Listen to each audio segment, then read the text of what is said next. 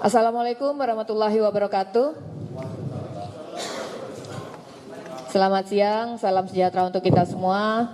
Yang saya hormati Pak Danrem, yang saya hormati Pak Dandim, kemudian Kepala BPBD, yang saya hormati juga Kepala Dinas SDM Provinsi Jawa Barat, yang saya hormati rekan-rekan media semua.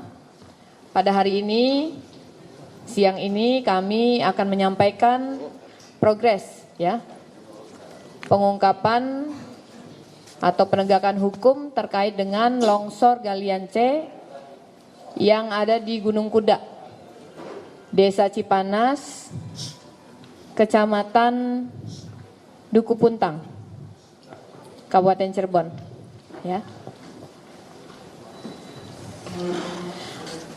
Adapun sama-sama kita ketahui bahwa pada hari Jumat tanggal 30 Mei 2025 sekira pukul 10.00 WIB di proyek Galian C atau proyek pertambangan Koperasi Al-Ajariyah, termasuk tadi saya sampaikan Desa Cipanas, Kecamatan Duku Puntang, terjadi aktivitas ya, penambangan material limestone atau truss yang dilakukan oleh para pekerja ya.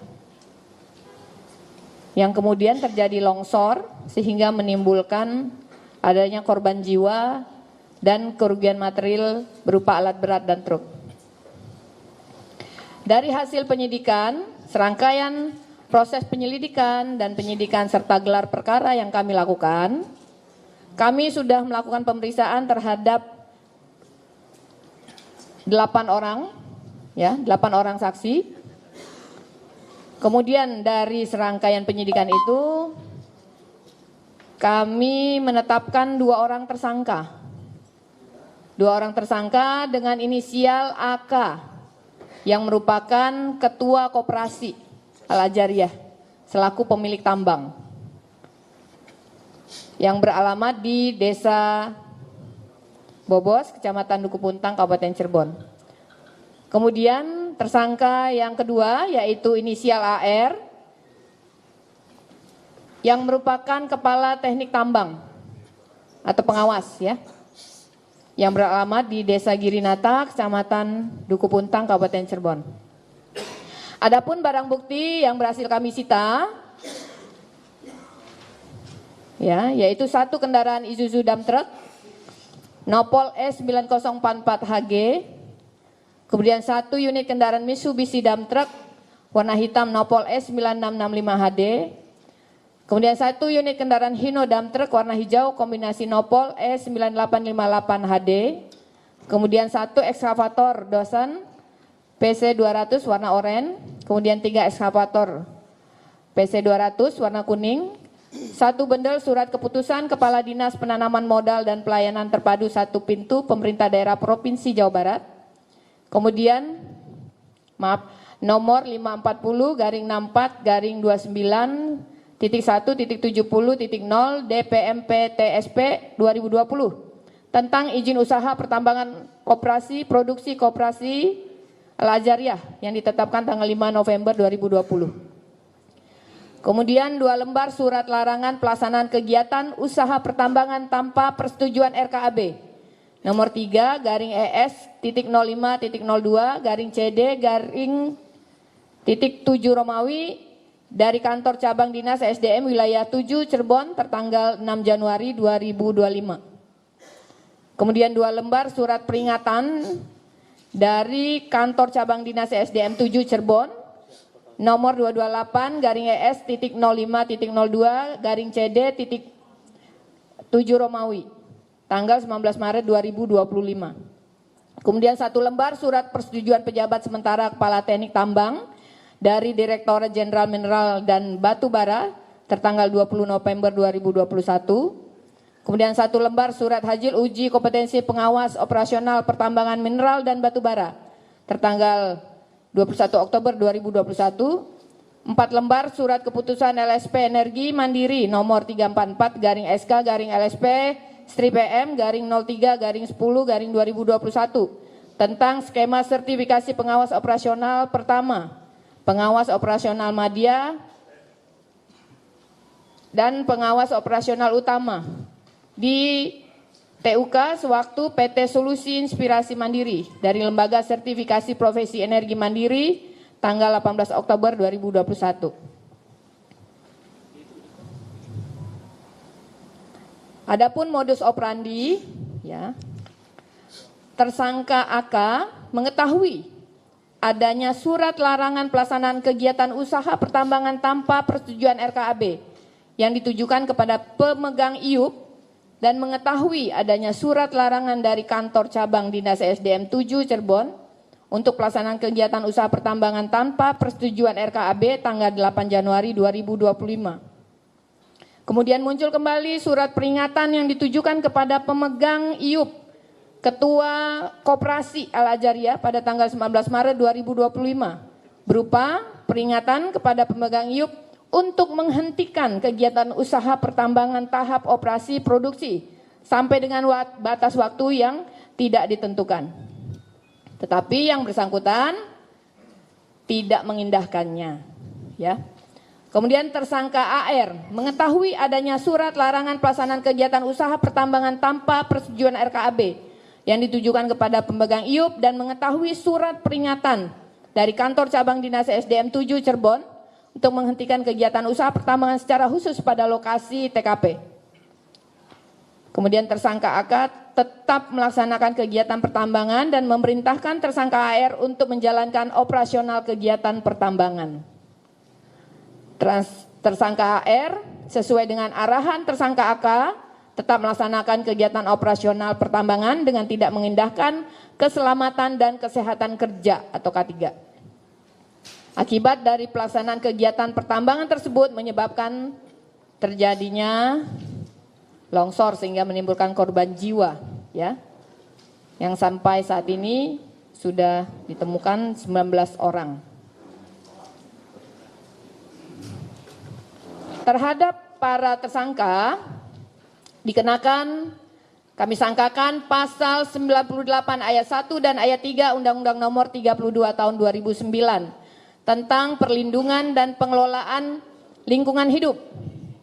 Ancaman pidana penjara paling singkat 5 tahun, paling lama 15 tahun. Dan denda paling sedikit 5 miliar dan paling banyak 15 miliar. Dan atau pasal 99 ayat 1 dan ayat 3 Undang-Undang 32 tahun 2009 tentang perlindungan dan pengelolaan lingkungan hidup dengan ancaman pidana penjara paling singkat 3 tahun dan paling lama 9 tahun. Denda paling sedikit 3 miliar dan paling banyak 9 miliar. Dan atau pasal 35 ayat 3 junto pasal 186 Undang-Undang Nomor 13 tahun 2003 tentang ketenaga kerjaan sebagaimana yang telah diubah dalam Undang-Undang Nomor 6 tahun 2023 tentang penetapan peraturan pemerintah pengganti Undang-Undang Nomor 2 tahun 2022 tentang Cipta Kerja menjadi undang-undang dengan ancaman pidana paling singkat 1 bulan dan paling lama 4 tahun. Pengurus dan atau pengusaha yang tidak menyediakan atau memberikan alat pelindung diri diwajibkan kepada tenaga kerjanya dan atau pemberi kerja yang tidak memberikan perlindungan keselamatan kepada tenaga kerjanya, ya. Kita sangkakan pasal 3, junto pasal 14, pasal 15 Undang-Undang Nomor 1 tahun 70 tentang keselamatan kerja dengan kurungan selama-lamanya 3 bulan dan denda setinggi-tingginya Rp100.000. Kemudian dan atau diterapkan juga dalam kasus ini yaitu pasal 359 KUHP junto pasal 55 dan 56. Ya, barang siapa karena kesalahannya atau kealpanya menyebabkan orang lain mati sebagaimana tadi yang saya sebutkan. Mungkin itu yang bisa kami sampaikan dalam proses pengungkapan, ya, atau penegakan hukum terhadap longsor galian C di Blok Gunung Kuda, Desa Cipanas, Kecamatan Duku Puntang, Kabupaten Cirebon. Ini kita perlihatkan barang buktinya, ya.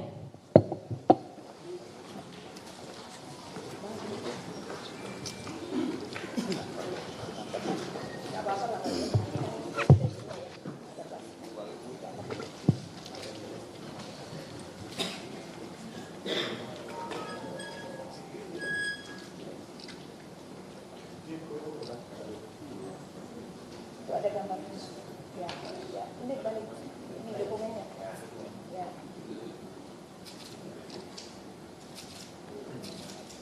Ini truk-truknya gambarnya aja ya, karena kan nggak bisa dibawa ke sini.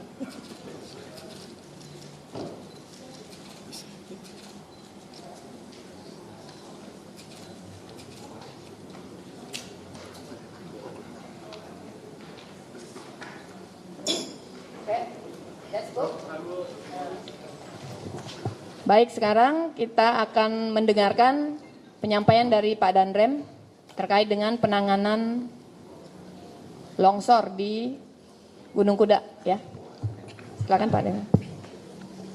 Baik rekan-rekan sekalian, saya akan menyampaikan terkait dengan progres pekerjaan kita dalam rangka penanggulangan bencana di Desa Cipanas, Kecamatan Duku Puntang di Gunung Kuda. Jadi pekerjaan sudah kita mulai sejak 07.00, kemudian berdasarkan hasil asesmen di lokasi tadi malam, sekaligus dengan kegiatan briefing, pekerjaan yang semula dibagi menjadi 2 titik atau worksheet A dan worksheet B, ini difokuskan pada pagi hari ini, dari tadi pagi difokuskan di worksheet A atau sebelah barat. Di sebelah barat, karena yang di worksheet B di sebelah timur ini terjadi longsor susulan, kemudian pada pukul 13.00 pekerjaan ini kita hentikan karena pada saat kita bekerja baik menggunakan alat, kemudian ada sebagian personil kita yang gabungan yang melaksanakan secara manual, itu tebing yang sebelah kanan tadi yang dikosongkan masih terjadi longsor susulan, beberapa kali longsor susulan, sehingga pekerjaan dihentikan sambil menunggu asesmen, kemudian menunggu alat berupa total stationary yang akan kita gunakan untuk memantau kemungkinan longsor lanjutan, sehingga pekerjaan kita hentikan. Kemudian alhamdulillah pada pukul 10 sampai dengan pukul 13.00 tadi kita berhasil menemukan 2 jenazah baru, sehingga korban bertambah menjadi 19 orang. Yang pertama yang kita temukan adalah jenazah Nalo Sanjaya Besanol, usia 53 tahun, alamat Desa Kedongdong Kidul, Kecamatan Duku Puntang. Kemudian korban yang kedua, yang ke-19, atas nama Wahyu Galih B, warga umur 26 tahun, alamat Desa Cipanas, Kecamatan Duku Puntang. Jadi secara keseluruhan, saya ulang, korban sementara berjumlah 19 orang. Masih berdasarkan hasil laporan dan informasi dari masyarakat maupun kepala desa, masih diduga ada sekitar 6 orang yang belum ditemukan. Yang mudah-mudahan dengan datangnya nanti alat tersebut yang tadi kita hentikan, kita mencari alat untuk mengukur bagaimana kemungkinan longsor ini bisa kita maksimalkan kembali. Yang mudah-mudahan sebelum 7 hari bisa kita korban atau yang diduga tadi sebanyak 6 orang bisa kita temukan. Demikian yang bisa saya sampaikan terkait dengan progres kegiatan pada hari ini. Terima kasih. Baik, dari Pak Kadis SDM, ada yang mau disampaikan? Baik, terima kasih. Assalamualaikum warahmatullahi wabarakatuh. Selamat sore, salam sejahtera buat kita semua. Menambahkan apa yang tadi disampaikan oleh Ibu Kapolres dan juga Pak Danrem, bahwasanya Kopontren Al-Jariah ini sudah mendapatkan izin operasi produksi sejak tahun 2020 ya. Nomornya tadi sudah disampaikan oleh Ibu Kapolres tanggal 5 November. Habisnya tanggal 5 November 2025. Ya, jadi blok Gunung Kuda itu ada 4 izin. Satu di antaranya adalah milik Al-Jariyah. 2 di antaranya milik Kopontren Al-Islah dan 1 lagi di antaranya masih tahapan eksplorasi. Juga nampaknya kepemilikannya adalah grupnya Al-Jariyah, Kopontren Al-Jariyah. Ya. Berdasarkan kepada hak dan pemenuhan hak dan kewajibannya, Al-Jariyah ini sudah memenuhi kewajiban. Di antaranya adalah menyusun dokumen RKAB sebagai dasar untuk melaksanakan kegiatan pertambangan. Sejak tahun 2024 itu tidak memiliki dokumen RKAB. Ya, jadi ini sudah diingatkan berkali-kali. Bahkan terakhir tanggal di bulan Maret, saya lupa tanggalnya, di bulan Maret tahun 2025 diminta untuk dihentikan kegiatan. 19 Maret ya. Ya, 19 Maret 2025 minta dihentikan kegiatannya, tetapi tetap tidak diindahkan. Ya, oleh karenanya terus berjalannya waktu kejadianlah bencana, insiden bencana yang menyebabkan yang tadi disampaikan meninggal 19 orang dan sebagainya, dan hari itu juga kami langsung mencabut izin operasi produksi ya secara permanen Pontren Al-Jariyah dan juga 3 lainnya. Karena metode penambangannya mirip, karakteristik dari jenis batuannya juga mirip, dan ini berpotensi akan terjadi hal yang serupa. Kami sudah menurunkan tim gabungan baik dari Dinas Lingkungan Hidup, dari Dinas Perizinan, dari Dinas SDM, dan terakhir sejak kemarin menurunkan inspektur tambang untuk mengasesmen. Dan saat evakuasi ini, ya udah 3 hari ke belakang, inspektur tambang diharapkan bisa menjadi asesor untuk memastikan apakah aman dimulainya evakuasi, apakah tidak aman dan seterusnya. Dan saya sudah meminta kepada Kementerian SDM agar inspektur tambang itu stay 24 jam ada di lokasi. Saya pikir tambahannya itu, terima kasih. Baik, ada pertanyaan dari rekan-rekan? Ya, ada mic nggak?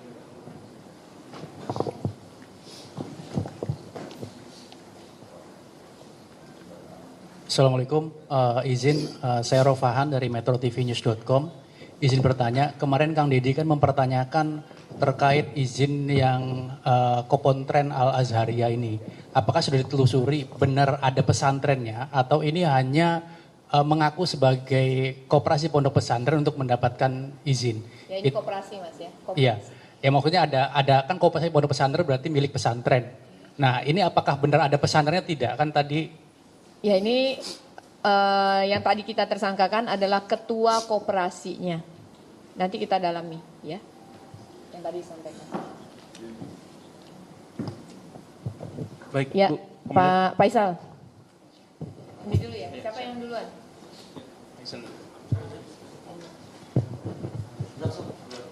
Baik, Bu, saya Flo dari Harian Kompas.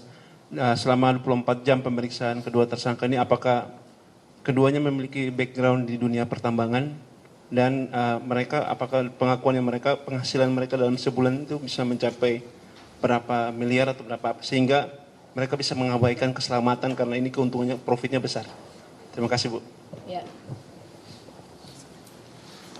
Untuk KTT ya, untuk KTT mereka ada sertifikasinya, ya, yang diberikan oleh dinas instansi terkait pastinya. Syarat dan ketentuannya pasti ada, ya kan? Nah itu backgroundnya pasti sudah ditelaah oleh pemberi sertifikasi tersebut, ya. Kemudian untuk pertanyaan yang penghasilan ya, itu kita masih dalami berapa penghasilan si pemilik tambang sampai dengan hari ini, sampai dengan terjadinya longsor tersebut. Masih kita datakan, ya Pak ya. Ya. Izin Ibu Zega dari Iklan, izin seperti yang Ibu sampaikan tadi ada 8 yang sudah diperiksa. Itu bagaimana hasil pemeriksaan 8 orang itu? Apakah nanti ada potensi untuk bertambah tersangka ini adalah hasil dari 8 pemeriksaan tersebut, dan bagaimana kepolisian menjamin pertanggungjawaban hukum terhadap keluarga korban? Terima kasih. Pertanggungjawaban hukum. Maksudnya bagaimana mereka, apakah ada santunan atau dari pihak korban bagaimana? Pertanggungjawaban sosial Ya, bukan hukum siap. dong.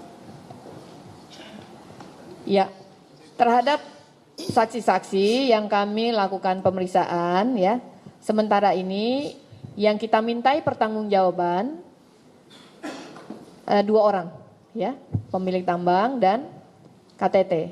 Karena yang tadi saya sampaikan, perbuatan melawan hukumnya yang tadi saya sampaikan. Ya, kalau nanti berkembang bisa saja, apakah benar dilakukan pengawasan yang benar dan seterusnya, ya kita masih dalami ya. Tapi tadi dari Dinas Provinsi kan sudah memberikan teguran untuk dihentikan tambangnya. Namun si pemilik tambang tidak mengindahkan ya. Kita masih akan dalami. Izin mungkin pertanyaan pada Pak Kadis. Ya. Bene Kompas TV Jakarta. Pak Kadis, mohon dijelaskan sebenarnya untuk tambang ini, galian ini sudah berjalan sejak kapan dan pengawasannya seperti apa? Memang dari dulu gitu. Baik, terima kasih. Jadi izin itu diterbitkan, sekali lagi saya sampaikan, izin itu diterbitkan tahun 2020 bulan November. Ya, berlakunya 5 tahun. Nah kemudian punya kewajiban dan juga mempunyai hak. Kewajibannya diantaranya adalah harus memiliki KTT. Harus juga mempunyai rencana kerja dan anggaran biaya setiap tahunnya. Dan nanti dievaluasi setiap tahunnya. Kemudian juga harus memiliki juga rencana pasca tambangnya. Ya. Nah untuk yang Kopontren ini ya, Alzaria, RKAB-nya tahun 2024 itu tidak ada. Dan ini justru sudah dimintakan oleh kami. Oke, itu poin yang pertama. Dari aspek dokumen persyaratan di dalam melaksanakan kegiatan pertambangan. Yang kedua, kami sudah melaksanakan juga fungsi pengawasan bersama-sama dengan inspektur tambang. Karena pemerintah provinsi, begitu ya, di dalam Perpres 55 itu hanya diberikan kewenangan untuk menindaklanjuti hasil dari pengawasan yang dilakukan oleh inspektur tambang. Nah, kemudian terakhir di tahun 2025 bulan Maret tanggal 19, Cabang Dinas Wilayah 7 sudah memberikan surat kepada Kopontren untuk menghentikan kegiatan karena membahayakan. Kira-kira seperti itu. Terima kasih. Pak Kadis, izin mau nanya, dikeluarkannya izin itu kan tahun 2020 ya. Tahun 2015 itu kan sudah terjadi Pak Kadis. Ada korban 7 orang meninggal dunia di situ. Kenapa bisa izin itu diterbitkan lagi? Sudah ada korban jiwa. Pertanyaannya Pak Kadis. Oke, baik, terima kasih. Jadi kronologisnya tahun 2015 pernah ada kejadian yang serupa. Nah tentunya ya saya yakini betul bahwa sebelum diterbitkannya izin tahun 2020 telah dilakukan pengkajian secara komprehensif, multisektoral. Sehingga pemerintah provinsi pada saat itu tahun 2020 berani untuk memberikan izin berikutnya. Setiap tahunnya dievaluasi. Nah persoalannya saya yakini betul di tahun 2023-2024 dengan dugaan saya metode penambangannya tidak baik begitu ya, sudah diberikan peringatan berkali-kali ya. Dan bahkan inspektur tambang sudah diinformasikan untuk melakukan pendalaman terhadap metode pekerjaan penambangannya. Terima kasih. Oke, silakan. Iya, dari Detik. Saya tahu Pak dari Detik ingin menanyakan langsung Pak, karena jumlah tambang kan bukan hanya untuk jumlah tambang di Cirebon kan bukan hanya di wilayah Duku Puntang Pak, sedangkan di wilayah kecamatan lain pun masih banyak. Nah sampai sejauh ini bentuk pengawasannya seperti apa, dan kalau memang ada data terkait penambangan yang ditemukan oleh Dinas ESDM, ya terutama yang ilegal Pak ya, bisa disebutkan ada berapa Pak di Cirebon Pak? Terima kasih. Jadi detailnya kalau di Kabupaten Cirebon saya kurang hafal betul begitu. Tetapi yang ada di Jawa Barat semuanya total 176 yang tambang ilegal di 16 kabupaten, ya, dan 1 kota, Cirebon, di Argasunya. Ya, jadi ada 176 dan ini sudah kami sampaikan melalui Korwas begitu di Polda berkenaan dengan kegiatan tambang ilegal. Nah, kemudian kami sudah juga akan menerbitkan, akan menerbitkan surat dari saya yang ditujukan kepada seluruh pemegang izin usaha pertambangan operasi produksi yang jumlahnya ada 233 perusahaan begitu ya, untuk melaksanakan kegiatan penambangan dengan baik dan benar, dan itu sebagai dasar pengawasan yang akan dilakukan oleh Dinas SDM. Kemudian juga akan membuatkan surat ya ditujukan kepada seluruh pemegang izin usaha pertambangan eksplorasi yang jumlahnya ada 109 se-Jawa Barat, agar dia melaksanakan eksplorasi, tidak melaksanakan kegiatan pertambangan. Karena diduga kegiatan eksplorasi itu di dalamnya ada kegiatan penambangan. Kira-kira seperti itu. Terima kasih.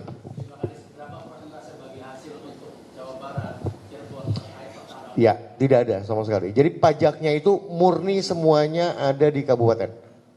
Jadi bahan galian tambang, ya itu ketentuan. Bahan galian tambang, pajaknya semua ada di kabupaten. Ya, jadi pendapatan kabupaten.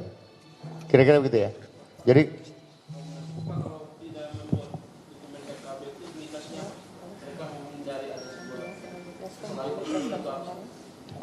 ya, jadi dokumen RKAB itu berisikan tentang bagaimana dia melakukan rencana penambangan. Ya, rencana penambangan, kemudian jumlah produksi yang akan dihasilkan di tahun berkenaan, ya, kemudian juga bagaimana menyajikan rencana reklamasi dan pasca tambangnya di tahun bersamaan, begitu ya. Dan ini menjadi penting sekali. Kira-kira begitu. Terima kasih. Tadi ada pertanyaan dari TV One atau CNN tadi ya, tanggung jawab sosial gitu ya. Apa yang dilakukan oleh pemerintah. Kami tadi sudah mendapat informasi dari Pak Kadis juga bahwa Pak Gubernur juga sedang membahas ya apa yang harus dilakukan terhadap masyarakat yang selama ini bekerja di lokasi tambang. Tambang tersebut ya. Sedang dibahas, Mbak, ya. Ada lagi? Cukup? Cukup? Izin Bu, Aris dari Metro TV. Mungkin untuk Pak Kadis, tadi kan disampaikan kalau aktivitas pertambangan itu tidak sesuai dengan metodenya Pak ya. Mungkin bisa diperjelas Pak, metode yang tidak sesuai itu seperti apa? Kan kemarin simpang siur ada yang bilang cara untuk nambangnya itu dari bawah dulu ya ke atas. Nah itu lebih spesifik seperti apa Pak? Atau mungkin ada juga peralatannya tidak memenuhi SOP atau seperti apa? Dan kemudian untuk Bu Komandan nih, Bu Kapolres, apakah mungkin sudah didalamin Bu terkait dengan 2 tersangka ini? Ini bagaimana dia bisa menggait seluruh pekerja tambang itu ya kan, iming-iming apa yang diberikan gitu. Apakah masyarakat itu juga nggak tahu terkait dengan apa resiko bila bekerja di tambang tersebut begitu? Siapa dulu? Saya dulu atau ya. Terkait pekerja tambang itu rata-rata korban yang meninggal dunia ini adalah pemecah batu dan kuli yang memuat batu ke truk. Jadi bukan karyawan dari koperasi tersebut ya, tapi adalah warga masyarakat yang bekerja memecah batu dan memuat pecahan batu tersebut ke pembeli. Jadi yang membayar pekerja ini adalah pembeli. Driver yang ditugaskan untuk membawa, jadi membayarnya adalah pembelinya. Jadi rata-rata yang bekerja di situ adalah freelance, Pak.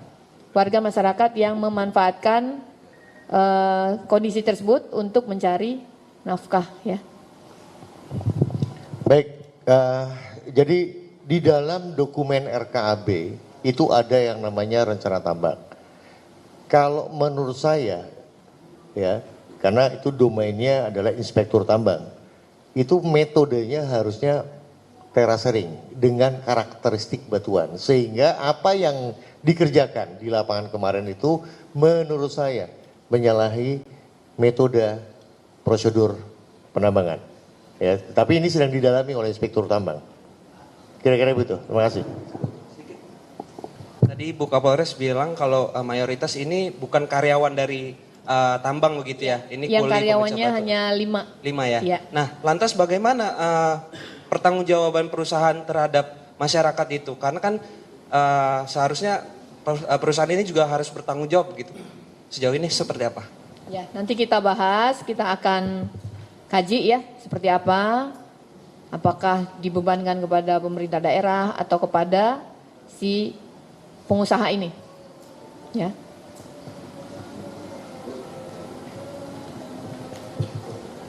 Ya, ya Pak. Cukup aja dulu, saya Panji, gimana mau lanjut dulu? Langsung Saya aja. Panji Bu dari Kumparan.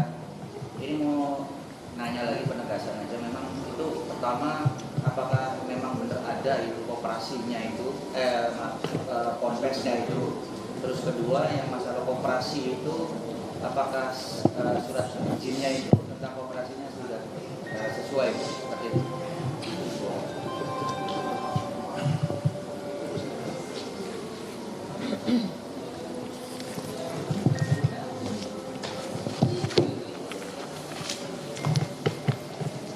Bentar ya.